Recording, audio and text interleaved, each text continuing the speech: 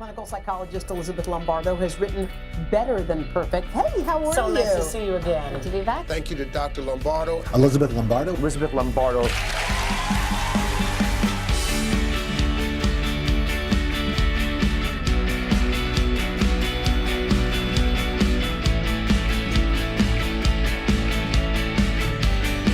How common is the problem that these guys are having? It's extremely common. It's common for couples to disagree on child issues, and it's really common not to have this communication. And you're being offered food that you know you don't want to eat. I think it's important to do two things. Respect the host and respect yourself. Take a little time for yourself. It's not going to hurt anyone. It's going to make you better. Right, Elizabeth? Absolutely. So we always hear the airline saying, put your oxygen mask on first, right? Why? Because if you passed out from no oxygen, you're not going to be able to help others. What needs to be done to stop down the toxic worry? You need to take back control of your worry. Address your stress proactively and reactively. Proactively, every single day, include something in your regimen to reduce your stress. And then reactively, when you notice it going up, take steps to reduce it too. Why is calm the new happy? Calm is the new happy because as we get older, our definition of happiness actually changes. Happiness hangovers, that's a real thing. It's a real thing. So there, we anticipate events and we're so excited about it and the buildup is great and then they happen and it's, now what? We tend to do that. I should have done this. I should have said this. I call it, it's not failure, it's data. It's inevitable that each and every one of you will become happier if you follow the laws of science.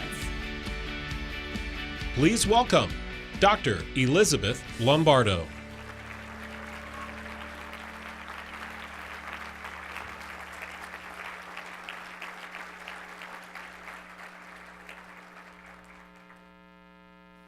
Holy calamatoli!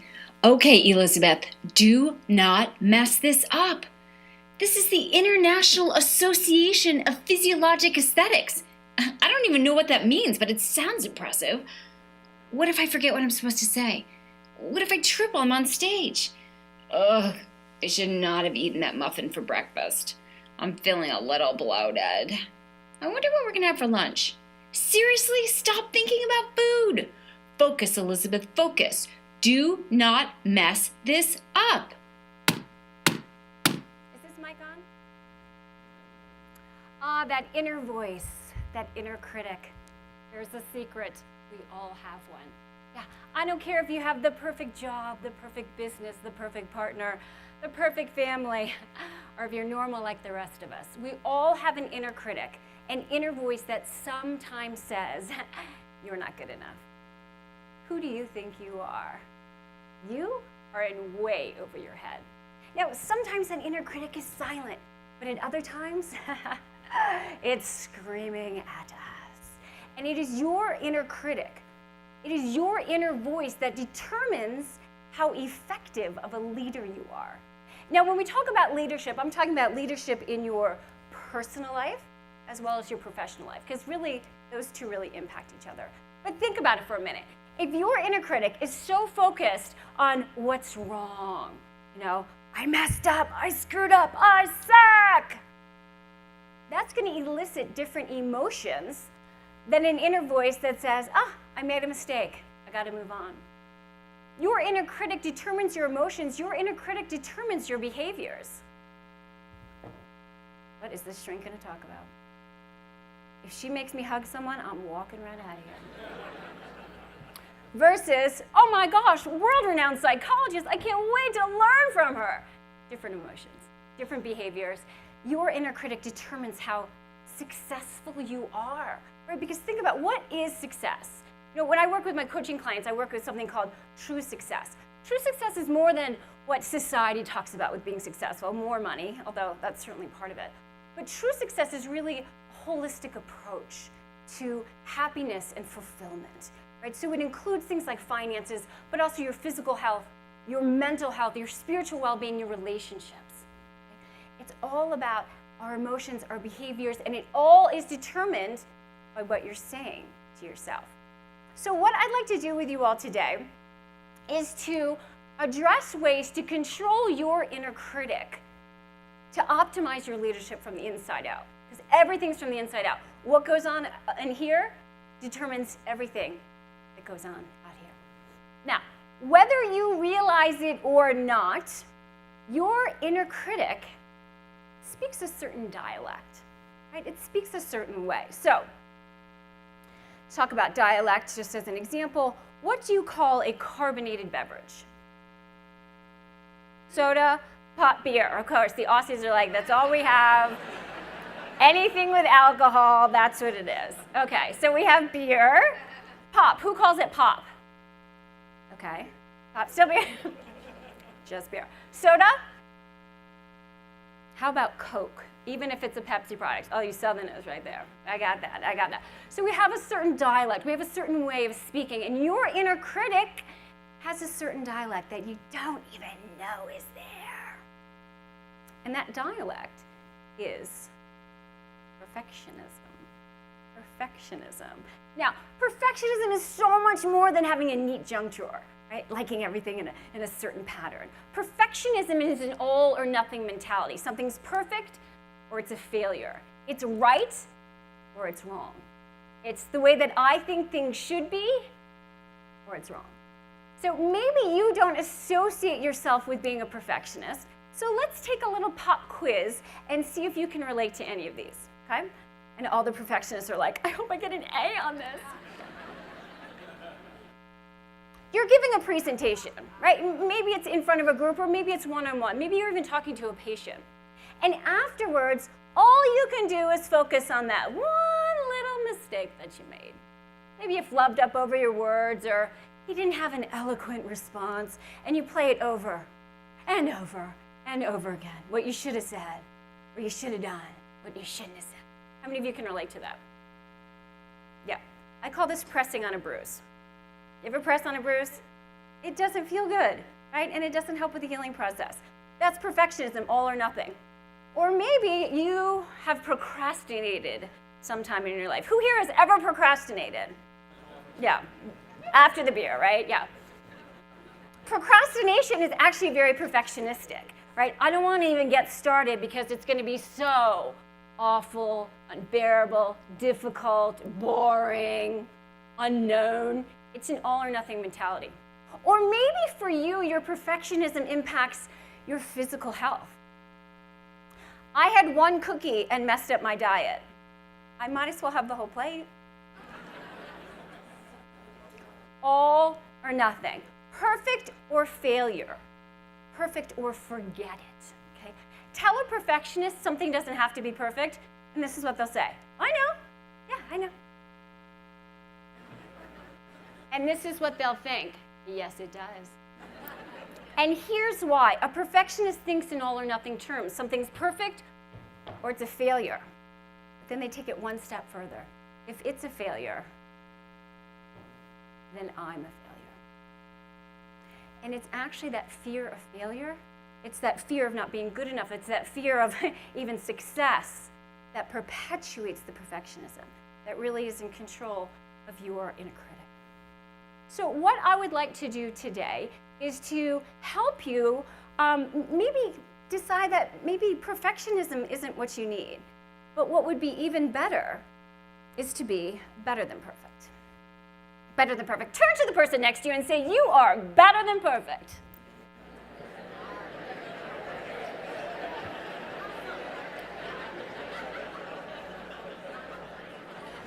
So what does that mean? What is better than perfect? Well, as I was so eloquently introduced, my newest book is called Better Than Perfect: 7 Strategies to Crush Your Inner Critic and Create a Life You Love. Now, when the book first came out, I did a media tour, and one of my interviews was on the Today Show. And right before we go on live television, Kathy Lee Gifford, who's interviewing me, is reading the teleprompter, and she looks at me. And she says, better than perfect. Better than perfect? I spent my whole life trying to be perfect, and now I've got to be better than perfect? But luckily, being better than perfect is actually less stress than perfectionism. My name is Elizabeth, and I'm a recovering perfectionist. And just a little inside story here. The book was actually first called Perfectionist Anonymous. But I thought it would be really kind of tough to, be excited about going to the bookstore and getting a book called Perfectionist Anonymous. Plus, I spell like a third grader, and the word anonymous is way too, it's like, I can't figure that one out. So it became better than perfect. But I used to think that I had to have my perfectionism. I used to think that it was my perfectionism that pushed me to be successful, to get my graduate degrees, to have a business that was successful. I thought I had to have that perfectionism. The problem is it comes with a pretty nasty cost, right? Because perfectionism is about pushing yourself, but it's also that inner critic that takes over. And so I started wondering, can I keep the good and get rid of the bad of perfectionism? And that's where I came up with this analogy. Perfectionism is like a chocolate cake. Okay, mostly because I like chocolate cake and like thinking about it, but just stick with the analogy for a minute. So picture and imagine that you're making a chocolate cake, okay? And you have all the finest ingredients, right? You have cocoa imported straight from Switzerland. You have eggs from cage-free hens that are massaged daily. You have butter from Irish cows that only listen to Mozart.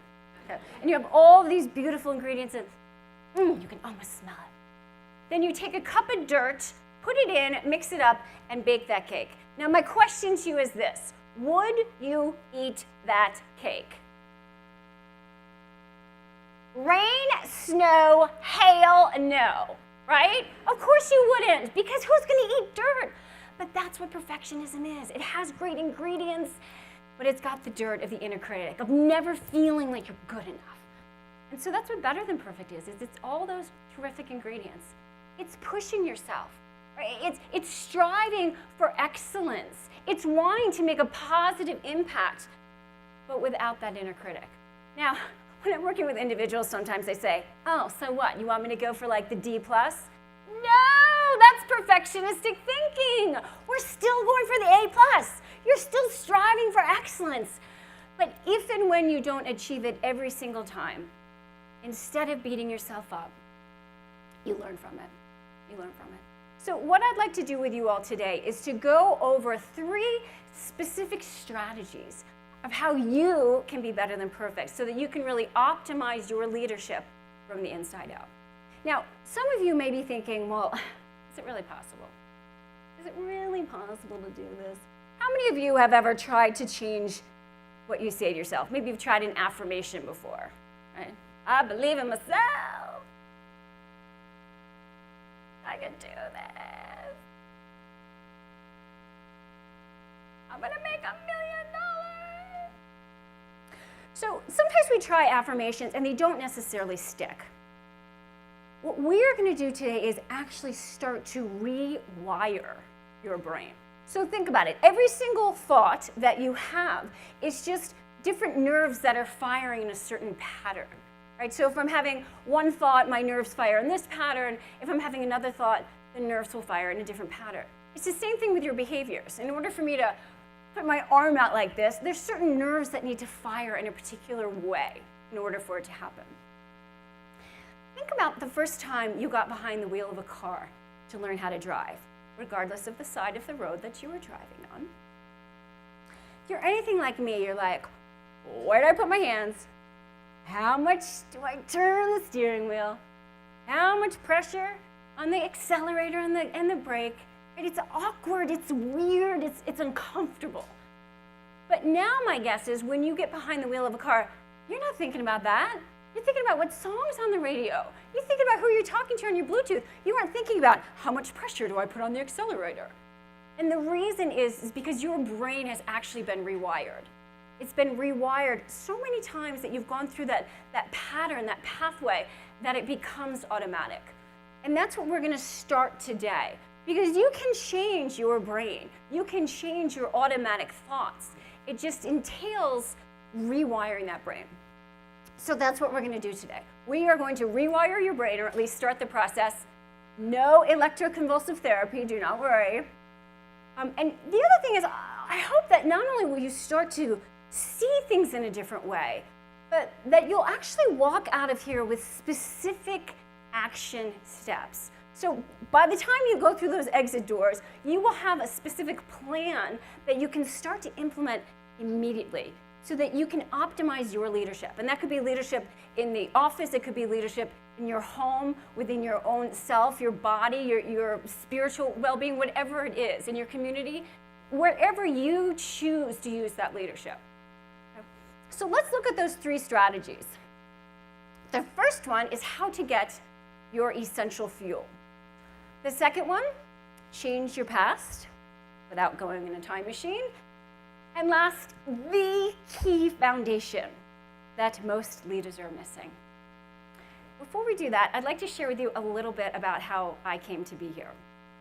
So after grad school, I went to physical therapy school, and I was a practicing physical therapist in an acute care hospital. And I loved being a physical therapist. I loved being a physical therapist, but one day, one patient changed my life forever.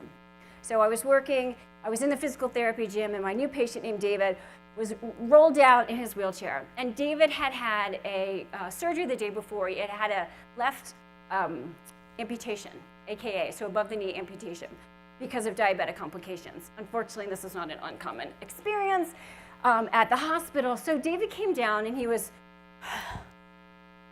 just slumped over. Right? He had like 4 or 5 days of beard on him, and he just emitted this air of despair. So I was young, and I thought, oh, I know exactly what David needs. So I pranced on over, and I was like, hi, David! I'm Elizabeth! I'm gonna get you up walking again! He just looked up at me. I was like, okay, so David, this is what we're gonna do. I'm gonna take your wheelchair, I'm gonna bring you over to the parallel bars, and we're gonna get you up walking for the first time since your surgery. So as I bent down to unlock his wheelchair, he slapped his hand on mine, and he looked at me and he said, can't you just leave me alone? So I sent David back up to his room. And later we were doing rounds, the doctors and the nurses and the therapists, and we were talking about David, and we all agreed that David was struggling. Right? It was the next statement that literally changed my life forever. The surgeon who had cut off David's leg was taking notes and kind of haphazardly looked up and said, I'll prescribe him Prozac. And everyone was in agreement, except for me. I thought, what? You just cut the man's leg off. Like, don't you think we should process this? Don't you think we should kind of talk about it, help him mourn this loss? You know, I'm not against medication at all, but I just kind of felt like there was something else we could do. And it was almost as if the heavens opened up and said, Elizabeth, this is your calling. And so I went back to school, which I thought would be really quick, but apparently it's not so quick. So 7 years later, I had a PhD in clinical psychology, and I had a private practice. And I was working one-on-one with clients. It was great. They come in, and they get better, and life was good. But I had this sense that I was supposed to do something more. I was supposed to do something bigger, something greater. How many of you have ever had that feeling? Like, I'm supposed to be doing something more, whether it's in your professional life or your personal life. Yeah. So I had that sense too. And so that's when I wrote my first book, A Happy You, Your Ultimate Prescription for Happiness. Happiness is kind of an interesting entity, right? We all want happiness. No one's gonna be like, no thanks, have enough. Yeah. But we tend to go about it in all the wrong ways, right? We think, I'll be happier when, right? I'll be happier when I make more money. I'll be happier when, I don't know, when we have beer. I'll be happier when I get married. I'll be happier when I get divorced. Right? So we think it's these experiences that are going to bring us greater happiness. But the research shows it's actually the opposite. Instead of being a consequence of beer, a consequence of these external events, it's actually a precursor. Okay? So that means happier people get more beer. Got it? Okay. It also means that happier people are more resilient to stress. Happier people have better relationships. Happier people have healthier bodies. And the research actually shows that happier people live about 7 to 10 years longer.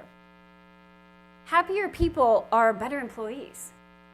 And in fact, the research shows that happier people have an increase in sales by 37% and an increase in productivity by 31%. So it actually makes business sense to make sure that your practice is very happy. So anyway, I wrote this book, Happy You, so excited to get it out there. Then I learned a little statistic. The average book sells about 250 copies in its first year. And given that I was going to ask my mom and my husband to buy at least a couple dozen, I figured I got to get this message out there. I got to talk to more people. I need more people to know about this. The problem was, I was scared to death to be on stage. I was scared to death to be the center of attention. When I got married 16 years ago, I didn't even want a videographer at my wedding. Awkward. Take the picture, let's get this over with. Because I was so uncomfortable being the center of attention. But then I realized what I really needed was to get out of my own way. Get out of my own way. How many of you have ever thought, I just need to get out of my own way? Yeah. And how many of you, if you were being honest, would say, I really sometimes need to get out of my own way? We all need to get out of our own way sometimes. And so that's actually where I started coming up with this concept of better than perfect and applying these strategies to get out of my own way, to crush my inner critic. And I applied them first for me and then started helping my clients learn the same thing. And it's only because of these strategies that I apply in my life every day. It's only because of these that I can be on stages. I'm around the globe. I'm in fact going to Auckland and Melbourne and Sydney next year. So I just got some speaking contracts there. All over the world I speak, to stages, to audiences of 10,000 people. I'm on the Today Show in front of 5 million or more pairs of eyes. And the only way I can do that, the only way I can be that leader that I want to be is by applying these strategies. So what I'd like to do with you now is to look at some of those strategies of how you all can be better than perfect. So the first one is how to get your essential fuel. So we're just going to go into 45 minutes of meditation now. Let's go. How to get your essential fuel.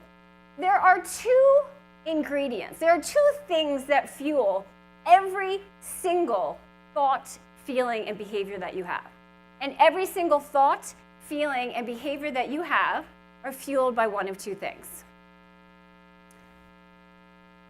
And there we go. And those two fuels are fear and passion. Fear and passion. Now can we go back? Yeah, I'm not actually controlling this. Here's the secret. I'm not actually controlling with this. Is that gonna work now? Okay. We've just been pretending. I've been hitting and backstage. Okay. Was I not supposed? This is where you call better than perfect. See? It doesn't have to be perfect. It's better than perfect. Okay. Let's see. Okay. I just want to make sure you saw that. Did you see that? Okay, good. Okay, it does work, thank you. Okay, so there are two fuels that fuel everything. It's fear and passion. You guys already knew that, so. But here's the deal. In the fear category are things like worry, anxiety, overwhelm, frustration, anger, hopelessness, helplessness, worthlessness, stress. When you are being fueled by fear, you're focused on what's wrong. Okay? You're focused on what's wrong and you feel very stuck. When you're being fueled by fear, you are shoulding all over yourself. I should be more successful. You're also shitting on everyone else around you. He should know what I want. She should be more helpful. It's just this place of judgment and stress and overwhelm and what's wrong and How many of you have ever been fueled by fear? Of course we all have, right? Luckily, you don't have to be fueled by fear because there's passion. And when I talk about passion, I'm not talking about romantic love. I'm talking about positive energy. I'm talking about excitement. I'm talking about focusing on what's right and problem solving, how to make things even better. Okay? When you're in a place of fear, you feel very stuck. You're very focused on what's wrong. And I'm going to say something, and please do not take this the wrong way. Okay?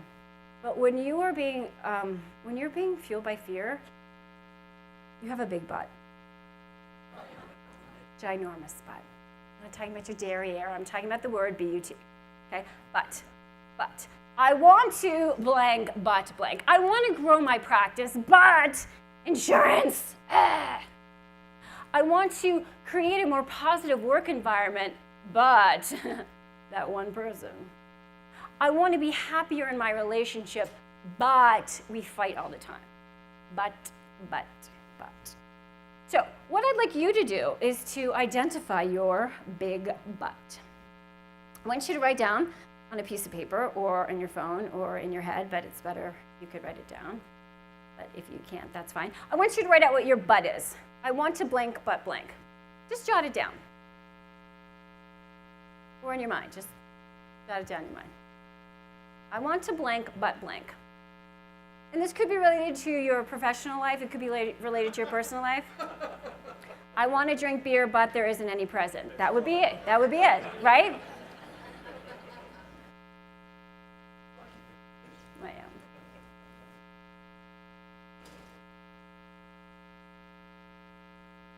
I want to blank, but blank.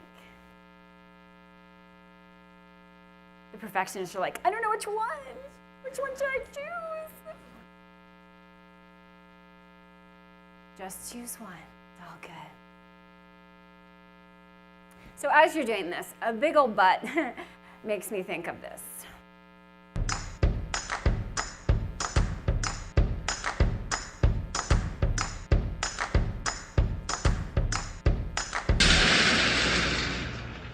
Whoa, that's not good.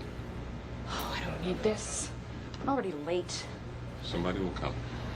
Anybody out there? Do you have a phone? No. Sorry. Somebody! Hello? There are 2 people stuck on an escalator and we need help. Now, would somebody please do something?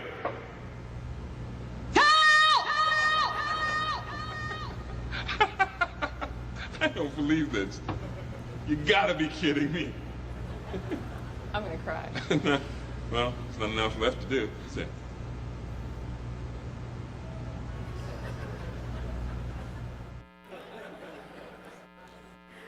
I want to get to the top, but the escalator stopped. Right? So a but is like a big brick wall, right? That's 1,000 feet high and 1,000,000 feet wide, and you can't go past it. Keeps you stuck being fueled by fear. So what can you do? What can you do? Well, the beauty is all you have to do is change one word. So change your but to an and. Change your but to an and, you go from fear to passion. So I want to blank and. I want to grow my practice, and insurance companies are really tough right now. I want to create a more positive work environment, and we have one person who's a little tough.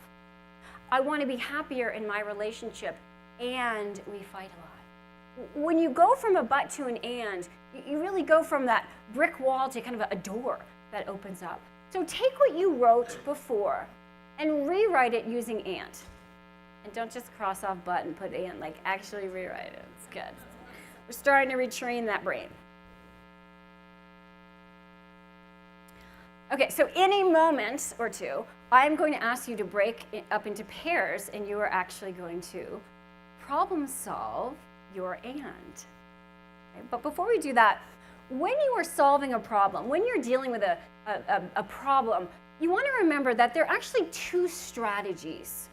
There are 2 strategies to dealing with any problems, and those are problem-focused and emotion-focused. So problem-focused are changing the problem itself, right? Changing the problematic situation. Emotion-focused is changing your emotional reaction to it.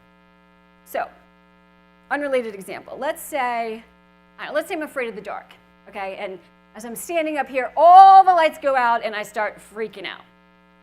What could I do? What could I do? I'm sorry. This is the participatory part of my talk? Yeah. So what could I do? Just shout it out. What could I do? If I'm freaking out, I'm in the dark. Turn on my phone. Put on the lights. Close your eyes. Close my eyes. Ask for help. Get a beer. Thank you. I'm like, come on. What else? I'm sorry? Keep talking. Laugh. Ooh, I like that. Yeah. Cry. Why not? Take a nap? Oh my God, who said that? It's the best. I've never heard that one before. Awesome. Okay, so those are two different strategies. Turning on the lights, getting your cell phone, that's changing the problematic situation. You're turning the lights on. Having a beer, taking a nap, laughing, maybe taking a deep breath, that's changing your emotional reaction to it. So when you're dealing with a problem, it's important that you remember both of those strategies. A lot of times we're so focused on changing the situation that we don't really think about how we can change our emotional reaction to it. Now, why is that important? You know, some people might say, well, all right, if I change my emotional reaction, the problem's still there. But there's actually two important reasons of why changing your emotional reaction may be the best course for you. And by the way, usually you do both of these. But think about stress. How many of you know someone who has stress in their life? So stress is on a continuum. It's on a continuum from 0 to 10. Okay, 0 is no stress at all. You just got off the massage table. Okay, life is great. And 10 is overwhelmed with stress. Luckily, we don't spend a whole lot of time at 10, and we probably don't spend a whole lot of time at 0. So think about it right now. What level of stress are you having? Just come up with a number in your mind right now. How about when you first wake up in the morning? Or when you first get to work? How about when you interact with that person? You know who that person is. How about when you get home at night? And you may notice that your stress level fluctuates throughout the day. And the reason why it's so important is because how stressed out you are has a huge impact on your thoughts, on your inner critic, on what you say to yourself. Okay? So when we are at a 7 or higher, we tend not to think rationally. Okay? I don't care how smart you are, I don't care how many degrees you have. When my stress level's at a 7 or higher, I don't always think rationally. And that's because we go from seeing everything, all different perspectives, at a 0. And as our stress level gets higher, we see less and less. Our focus gets more narrow. In psychology, we call it negative filtering. We focus almost exclusively on the negatives, so that when we're at a 9 or a 10, all we can see is the problem, and we're stuck. Right? We go from using this beautiful frontal lobe that differentiates us from other animals. Right? It's our executive functioning. It's our ability to see different perspectives. We go from using this to our limbic system. Limbic system is your emotional responsive. How many of you have teenagers or have ever interacted with a teenager? Limbic system, okay? This beautiful frontal lobe is not very well utilized in the teen years. So how does this apply to you? Well, if you're so overwhelmed with a problem, it may be difficult for you to come up with a solution because your brain isn't functioning as well as you want it to. So I always tell my coaching clients, if your stress level is at a 7 or higher, don't let anything out of your mouth, because you might say something you later regret, and don't put anything in your mouth, because that's when we tend to emotionally eat or excessively drink or whatever it may be. So the reason why you want to think about addressing your stress when you're dealing with problems is because you want to make sure that you're thinking rationally enough. So the key is really to come up with different ways when you notice your stress level creeping up, different things that you can do to decrease your stress. So what are some ways, if you notice that your stress level is going up, what are some things that you could do to reduce your stress? I'm sorry? What did you say? It's a thing. Oh, this is something I should know about. Okay, yes, that's exact, that. They are paying me money, so yes. That's all you need, really, yeah. And thank you very much. My discussion is over. Okay, what else? Meditate, I heard. Dance. Who said dance? Exercise. Aromatherapy, yes. Deep beer, of course. When in doubt, just beer. Deep breathing. What else? Yoga. I'm sorry? Gratitude. Prozac? Journal. So there are lots of ways to deal with your stress, right? There are lots of ways to deal with your stress in a healthy way. So the goal is really to write down 5 things that you can do when you're feeling overwhelmed with stress. Okay? Why do you write it down? You write it down because right now, I'm guessing your stress level, I would hope, is not in the red zone, so you're thinking more rationally. But when your stress level goes higher, it's tough to come up with those healthy ways to deal with stress. The other thing to remember is certain stress management tools are going to be more appropriate or more helpful in some situations than in others. So I heard gratitude back there. Gratitude is a great way to reduce stress. And in fact, the research shows that when you experience gratitude, the stress centers in your brain actually reduce in activity. However, when you're overwhelmed with stress, sometimes it's tough to feel grateful. I was working with a coaching client, and she had a passive-aggressive boss. Have you ever dealt with someone who's passive-aggressive? Right. And so her stress level was always high when he was around. And I said, well, what was your stress level when you were interacting with him? She's like, it was a 9. And I said, okay, so what did you do? She goes, well, I knew I should have been grateful, but I just didn't feel like it. And that's okay, because when we're at a really high level of stress, sometimes these strategies aren't always helpful for us. So find ones that are really helpful for you. So everyone stand up. No, you don't have to hug the person next to you. Okay, you can if you want. I'm going to get in on that pretty soon. Okay, so what I want you to do is I want you to drop your shoulders down. I want you to look down. And I want you to groan. And I want you to very slowly just take a little step around, just slowly. All right. I can't even do it. It just, yeah. Okay. Now I want you to stand up tall. I want you to put your shoulders back. I want you to put a big smile on your face. And I want you to stand right there. And I want you to skip. Okay. Have a seat. How did that impact your mood?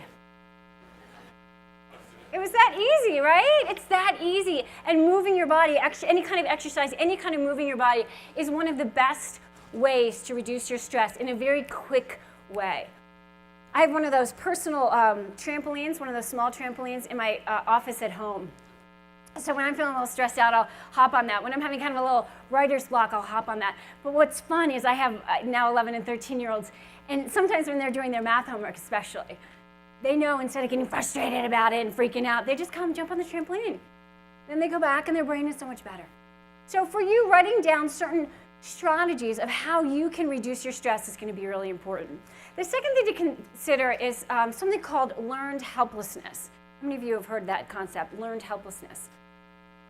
I call it the cable guy syndrome. When you're waiting for the cable guy to come and he doesn't come and you're waiting for him and you have no control. But when you have learned helplessness, it's about feeling powerless. It's about that sense that you have no control over what's going on. And in fact, in the 70s, psychologists did some research using dogs. And they had 3 groups of dogs. And they randomly assigned the dogs to one of 3 groups. The first group, every time they hit a lever, they got food. They hit it a couple times, they had a nice snack, pranced away, satiated and happy. The second group, every time they hit a lever, they got a shock, a painful stimulus. They hit it once, maybe twice, stopped, pranced away, happy as could be. The third group, every time they hit the lever, they didn't know what they were going to get. Sometimes they got a shock, sometimes they got food. And these dogs actually became so impacted by this that they went and sulked in the corner, such that if you brought the dog food, it wouldn't even eat it. And if you've ever interacted with dog near food, that doesn't happen very often. Right? It actually induced a depressive state by feeling like they're out of control. Now, I'm not saying you're a dog, but it does really illustrate how powerful it is when we feel helpless. And so the other reason why we want to use this emotion-focused coping, or we want to address your emotional reaction to problems, is because some situations we really don't have control over. Okay? Whether it's health-related or whatever's going on. But we can always change our emotional reaction to it. Okay, so now you're going to pair up. Okay, this is what's going to happen.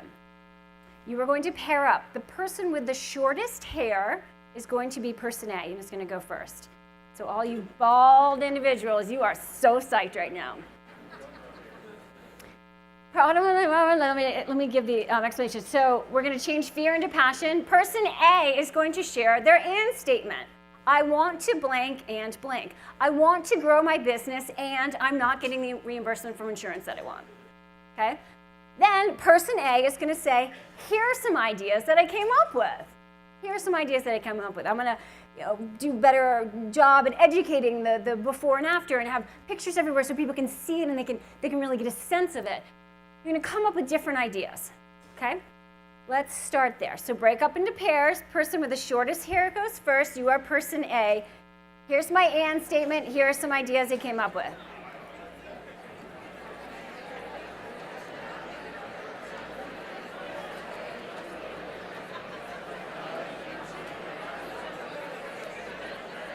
Can I have a water? I didn't know if I could cross over there. Thank you.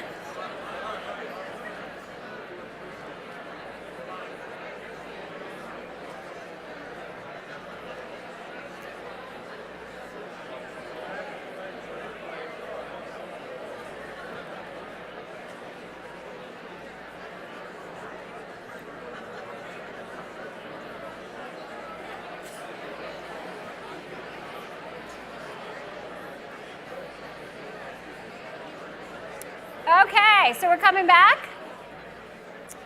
Now, person B,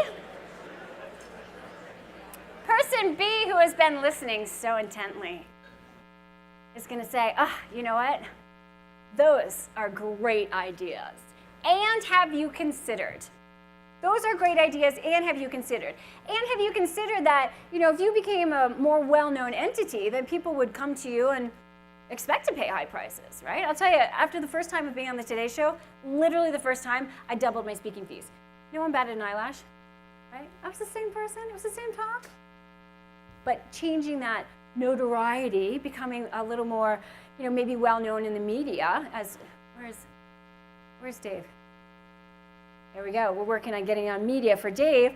That can change. So person B is gonna say, those are great ideas, and have you considered? Go.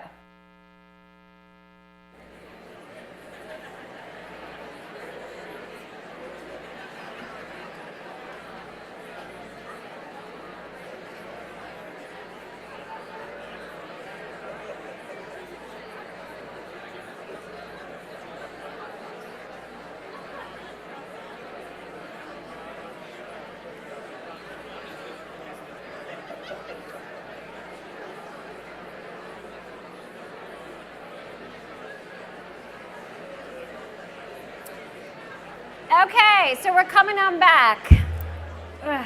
Yeah. Awesome. Okay, now we are going to switch. So person B is going to share their and statement. I want to be happier in my relationship, and we fight all the time. Here are some ideas I came up with. And then person A is going to say, those are great ideas. And have you considered? Go.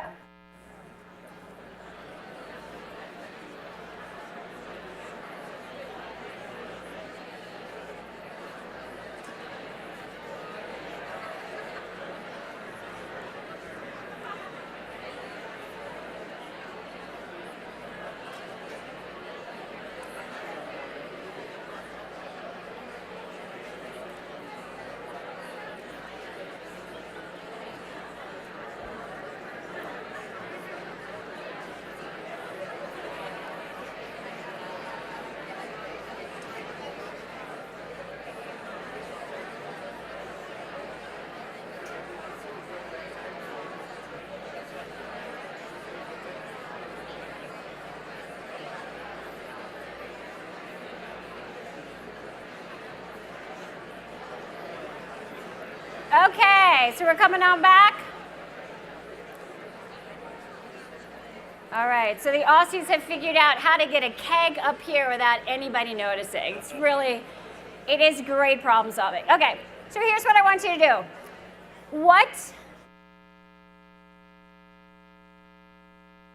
I go home and no one listens to me. It's so great.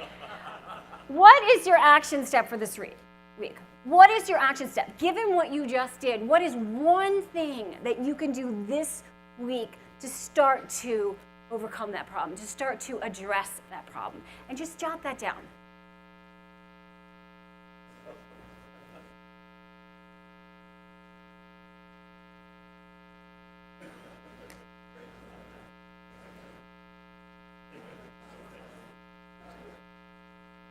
Okay. We have one action step.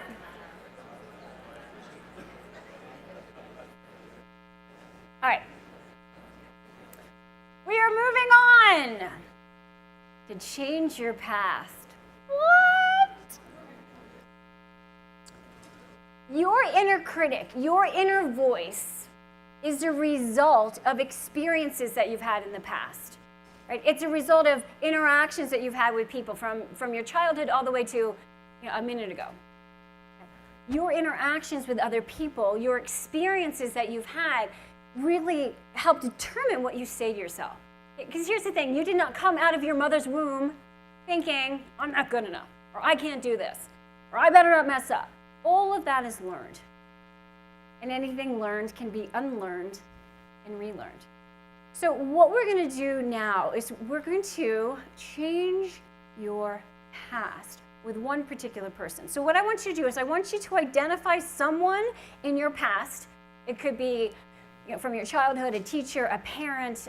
It could be something that happened yesterday, a friend, a partner, your mother-in-law. I'm just throwing out different ideas here. Identify someone who continues to have an impact on your inner critic. Okay? And then figure, what was it about that person? What was the experience that you had? So I'll share with you one of mine. My 5th grade teacher, we were in class in 5th grade, and in the middle of class, she looked at me and she said, Elizabeth, you can't be in this class anymore. You need to go to Mrs. Abendroff's class. And Mrs. A was infamously known as the teacher for people who can't read. And I remember taking my books and walking over to Mrs. Abendroff's class and thinking, I'm stupid. I'm a complete failure. I was so embarrassed. I had so much shame. I remember thinking, I'm never going to amount to anything. So for you, who is someone who continues to impact how you view yourself? And just so you know, you are going to share this with one person, so I just want to make sure that you feel comfortable with that. Okay, so you have that in your mind. We are going to break up into pairs, and let's do a different pair. Let's do a different person, please. Get you out of your comfort zone so you can be really uncomfortable. It's going to be great. Hold on. You're going to break up into pairs with a new person. Yeah, if the person's sitting next to you, you may want to choose someone else. So the person A this time is going to be the person with the birthday closest to the beginning of the year. Closest to January 1st. And if you have the same birthday, please let us know, because we're singing happy birthday to you. Okay, so person A, birthday closest to January 1st, is going to say, here's the person who continues to impact my inner critic, and here's what happened, short and sweet. And I just, some of this may be a little personal. So what's that saying? What happens in Vegas goes on YouTube. But what happens in here stays in here. Okay, so let's be respectful of confidentiality here. So go ahead and break up into a new pair. Okay. All right, so if this is couples therapy, that's fine. Person A, who impacts your inner critic, and what do they say that impacts you?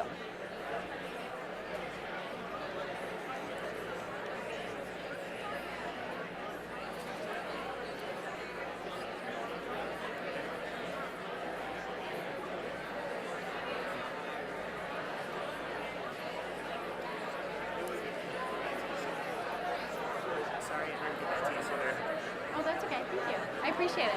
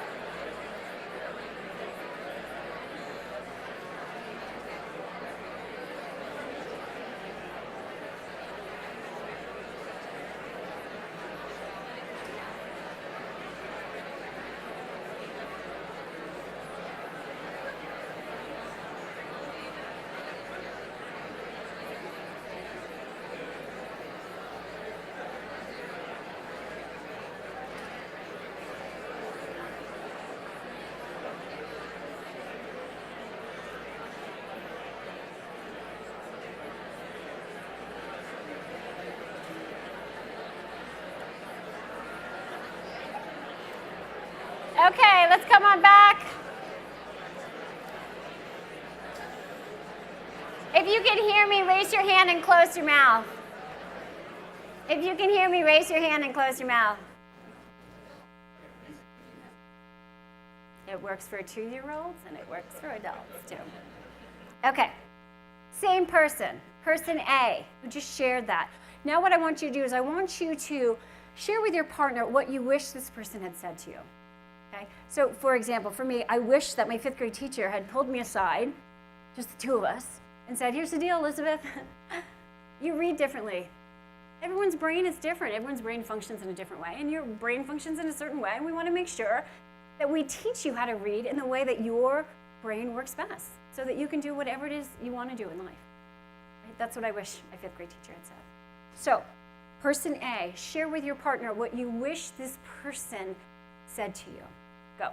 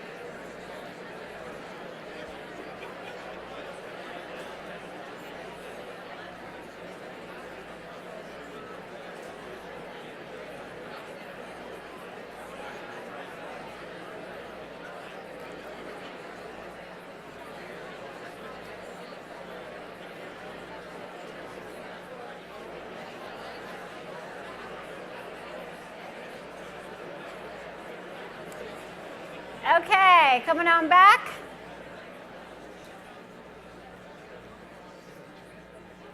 Okay. Now, person B, you have done a great job at listening to your partner and understanding what someone said or did and how it impacted them and what they need to hear. So here's what I need you to do now, person B. I need you to work the slides correctly. Let's see. All right, let's go through this again, shall we? It's really not working very well. Okay, person B. Oh, there we go. Stop. Okay. Person B, you are going to assume the role of this person who your partner has been talking about. And you are going to tell your partner exactly what he or she needs to hear. So if I were doing this with a partner, my partner would assume the role of my 5th grade teacher, and then she would tell me what it is that I need to hear. Make sense? Go.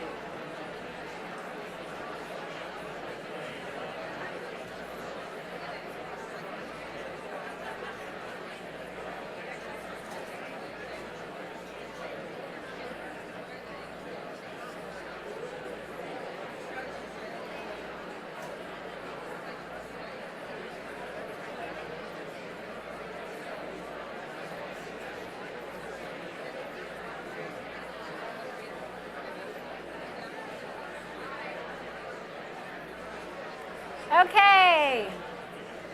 Coming on back.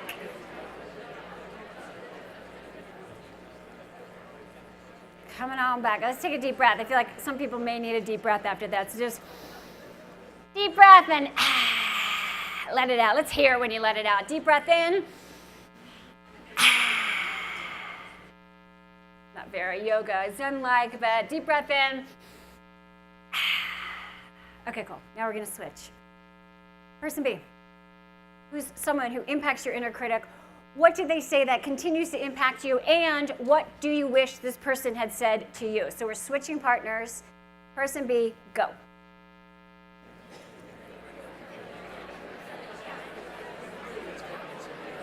Yeah. We did it all already. What else? What else can we do? Give us more.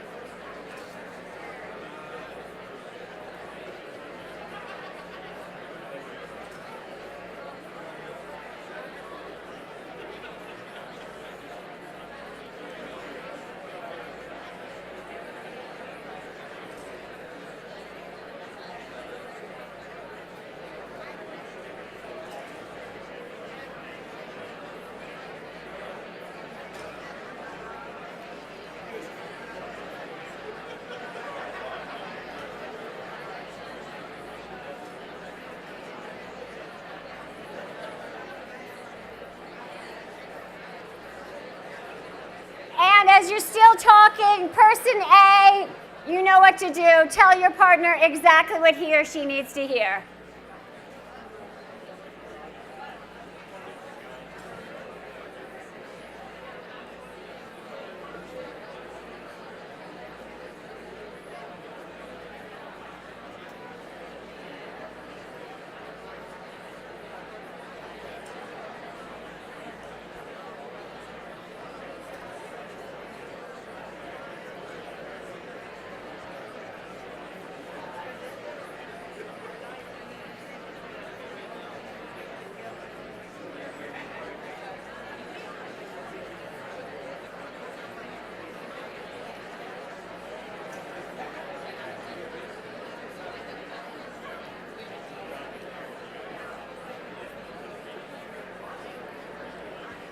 Okay, coming on back. Coming on back, please. So, if that exercise induced any emotion at all, give me one clap. If your partner did an amazing job at communicating what it is you needed to hear, give me one clap. If that helped you see things in a little bit of a different perspective, give me one clap. Excellent. Okay. So now what I want you to do is just one.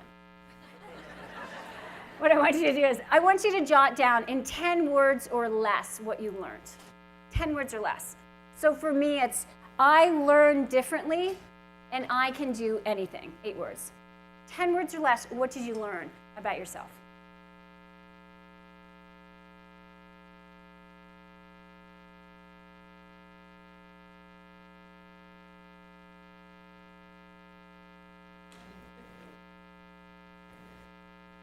The perfectionist is like, could be 11. Can I have one more?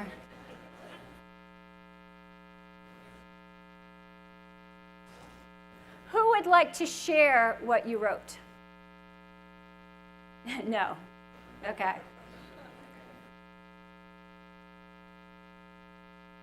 Who would like to share? Thank you. I still have time to be a dentist. Can we get an amen? Amen. That's awesome. Hallelujah. Anyone else? Yes. I rule my life more on fear than based in passion. Yes? And now you get to choose passion.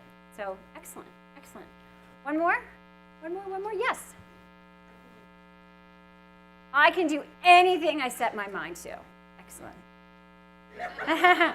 Everyone around you know that. Okay, good. So those are your 10 words about your past. Okay, everyone stand up. Stand just on your left foot. I'm in heels. Close your eyes.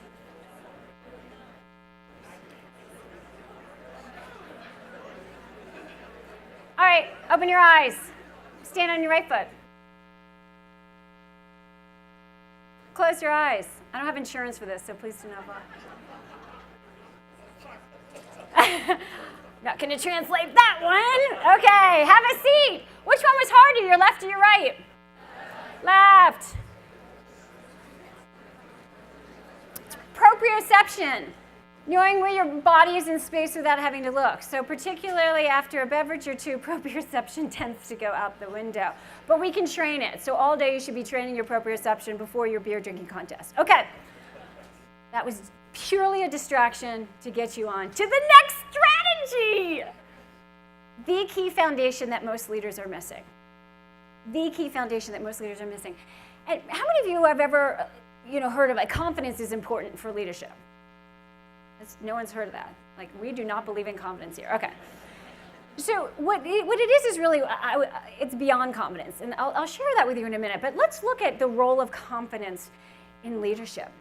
So here's some famous sayings, as said by famous leaders, and as said with low confidence. And this is from Alexandra Petrie from the Washington Post. This is not mine. I am not plagiarizing.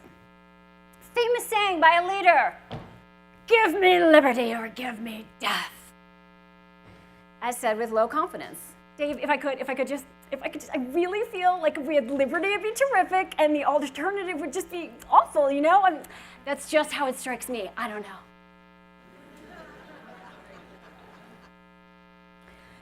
Famous saying, "I have a dream," as said with low confidence. I'm sorry. I had this idea. It's probably crazy, but look, just as long as we're, throwing things out there. I had sort of an idea or like a vision about maybe the future.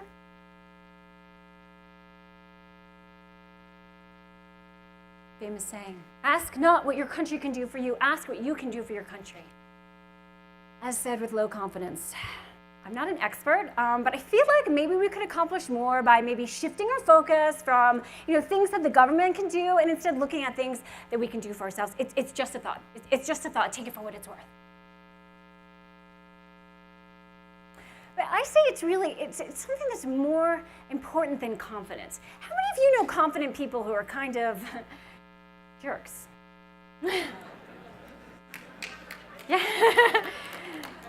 Yeah. So we're not trying to create jerks. We're trying to create great leaders. So it's really not confidence. It's something else. So what I want you to do is I want you to identify someone in your mind, a leader who you admire, someone you look up to. Okay? Somebody you look up to, you really admire their leadership. Maybe someone famous, maybe someone in this room. Okay? And then identify a leader who you don't really admire. And in fact, they're kind of a great example of how you don't want to be. And if they're sitting next to you, do not say their name out loud, okay? Now, I would contend that the key difference between these two is unconditional self-worth.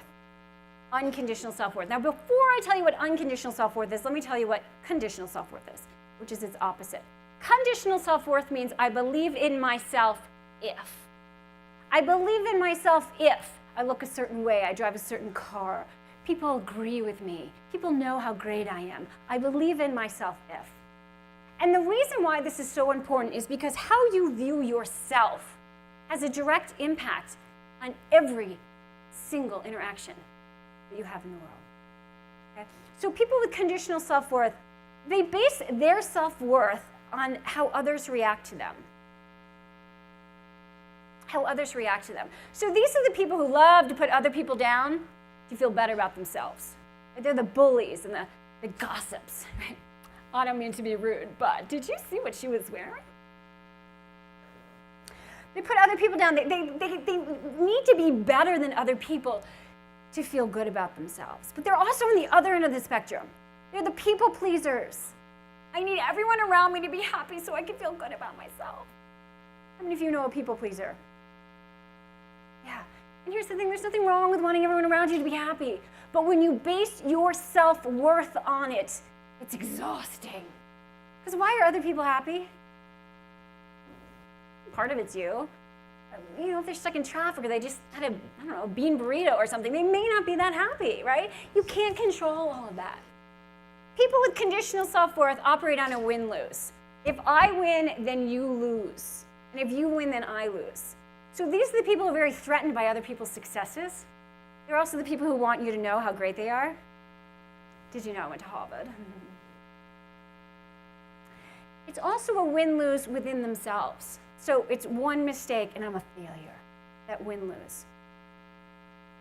People with conditional self-worth are very threatened. They're very threatened by other people, not in terms of safety, but in terms of their ego. So things like feedback, when someone disagrees with them, oh, they do not like that. There's a prominent politician who has a lot of confidence. It's very conditional. It's very conditional. So when you're interacting with someone who's not being very pleasant, who's yelling at you or telling you what you're doing wrong, next time you just sit back and you think to yourself, that poor dear has conditional self-worth. But that's not you anymore because you are going to have unconditional self-worth. Unconditional self-worth means you believe in yourself regardless. Regardless. Not in an I'm better than everyone else, that's very conditional, but just in an I'm good. I'm good. It's based on your values, your core characteristics, who you are on the inside. People with unconditional self-worth operate from a win-win, right? A rising tide lifts all ships. I get excited for other people's victories, and you just enjoy that. It's also a win-win within yourself. So if you make a mistake, you don't beat yourself up. I was saying it's not failure, it's data. It's not failure, it's data. So when you make a mistake, it's just information. It's just data that you can use to be even better. People with unconditional self-worth are very accepting. They're very accepting of other people's ideas. They're not threatened when someone else disagrees with them. And in fact, they welcome feedback. So, which do you think is a better leader? One with unconditional self-worth or conditional self-worth? This is a layup, people. Like, literally, I think you got this. So I'm going to assume you all know unconditional self-worth, and now you're saying to yourself, Elizabeth, how can I get me some? Go back to that person you admire and identify 3 characteristics about that person that you admire. What are 3 things about that person specifically that you admire in them? Maybe they have a sense of humor. Maybe they're very compassionate, thoughtful.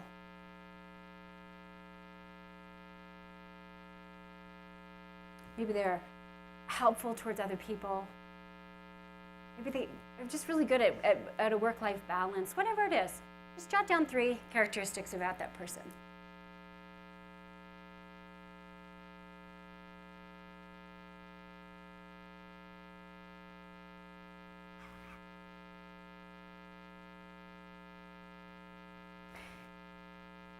Now, here's the deal. Those 3 characteristics that you admire in someone else are also 3 characteristics that you admire in yourself. Oh, that was so good. I'm going to say it again. Those 3 characteristics that you admire in someone else are 3 characteristics that you admire in yourself, and they're already there. And when you apply them in your life, that's when your unconditional self-worth starts to blossom. So here's what I want you to do. I want you to pick one of those. Anyone, it doesn't matter which one, just pick one. It's not the wrong one. They're all right, because you're better than perfect. Pick one and identify one step that you can take to apply that characteristic in your life this week. One step that you can take. So if it's self-care, someone who really takes care of themselves, maybe it's doing something nice for yourself, meditating, going for a run. If it's sense of humor, maybe it's spending time with someone who makes you laugh. If it's compassion, maybe it's picking up the phone and calling someone who's going through a tough time. And here's the thing, it doesn't have to be perfect, right? You don't have to quit your job and move to Africa for 6 months. It's one little step. We're talking about being better than perfect.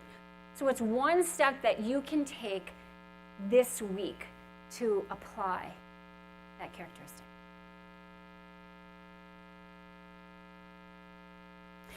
And then what I'm going to want you to do is I'm going to want you to go to my Facebook page, Dr.Elizabeth.Lombardo, and you are going to like it.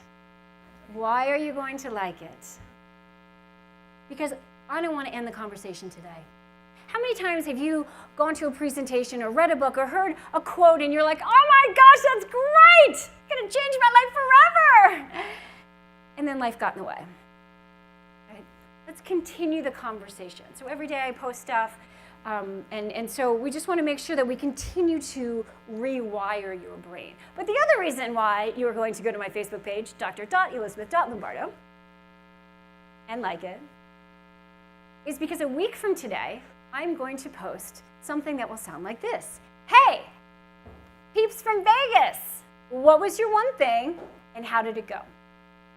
What was your one thing and how did it go? And this is what I mean, your one characteristic. Why am I going to ask you to do that? Accountability. Okay? Be accountable for this action step. And 2, inspiration. Great leaders inspire other people. So we want to be inspired by what you did and what it was like.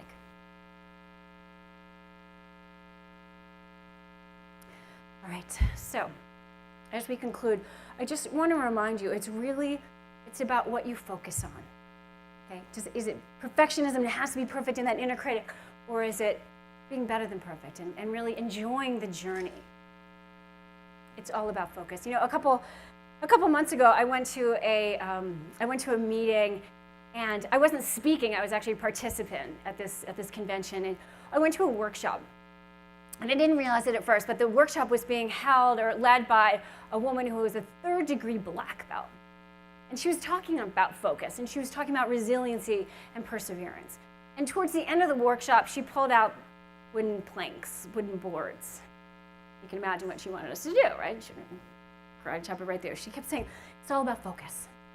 It's all about focus. So one of my colleagues gets up, and she's looking, she's at the board, and she slice right through the board. Amazing. Next colleague gets up there and slice right through the board. A 3rd colleague got up and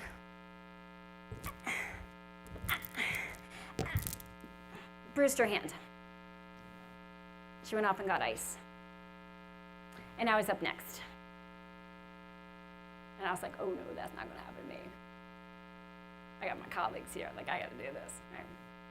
So I got up in front of that board, and just so you know, I didn't know this was happening. So I'm in a dress and heels. Okay, so I'm focused. I am so focused. I'm focused on the board. I'm focused on the board, and slice. Problem is, the slice was not my hand through the board.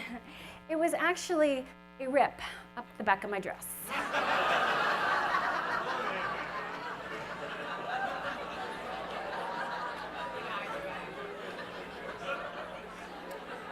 Joe saw a little more of me than anyone should, really.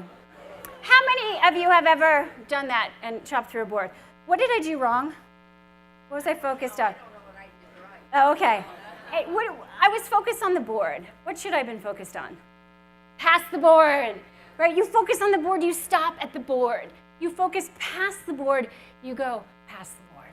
Okay. So a friend of mine ran up right after this, and she had a jacket on. She tied it around my waist. And then I'm focusing on past the board and slice. And I did, in fact, karate chop through and ran right upstairs and changed my outfit.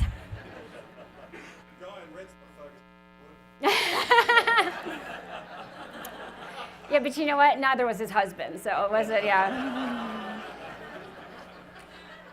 So, I asked that you focus. I asked you to focus on kicking your butt, right? Moving from fear to passion. I ask you to focus on those 10 words that you wrote out after changing your past. I ask you to focus on doing your one thing and reporting back to Facebook a week from today. And please, please, always remember that you are better than perfect. Thank you so very much. Thank you. Thank you. Thank you.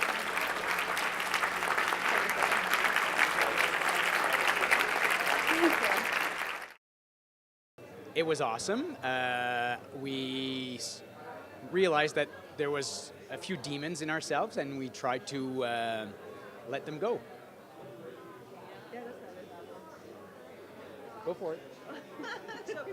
I really enjoyed it. It just brings us back to the basics sometimes, that we forget how important it is to go back to a positive work environment and working as a team and getting out the bad and getting out the good with our team.